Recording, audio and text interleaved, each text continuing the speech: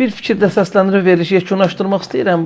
Biz növbəti proqramlarımızda bunların bir xalq parlamenti yaradıblar. Orada müzakirə olunan məsələlərə də toxunacağıq və Azərbaycan xalqına da hər şeyi açıq deyəcəyik ki, bunların məqsədi nədən ibarətdir. Bugün baxıram bu xalq parlamentinin iclasında o dırnaqarası müzakirə eləyirlər. Deyirlər ki, desən 159 dırnaqarası deputatları var, bunların Elmam mənim.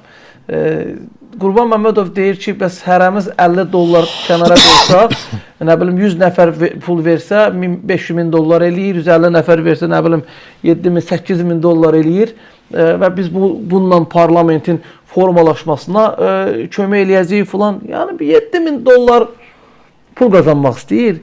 Ay Qurban Məmmədov, buradan səslənirəm. Sənə 7 min dollar lazımdırsa, valla gedim bankdan 7 min dollar kredit götürüb, gətirin, verim, əl çək bu yoldan. Amma bu belə olmaz. Yəni fikir verin. Ətrafına yığdıqları adamlardan da belə.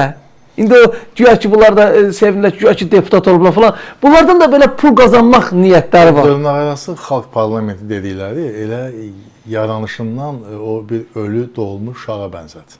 Ölü doğulmuş uşağa və mənim yadıma düşür bir zamanlar o Xalq Cəbhəsi müsavat hakimiyyətdə olanda 90-cı illərin əvvəllərində, 92-93-cü reallığında olan iclaslarını göstərirdilər. Siz təsəvvür edin ki, iclas gedir, hamısı rəsmi şəxslərdir. Siqaretin tüstüsündən bir-birini görə bilmirdilər.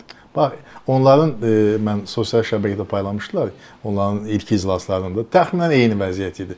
90-cı illərin reallıqlarını o məfkürədən, o düşüncədən uzaq gedə bilməyiblər.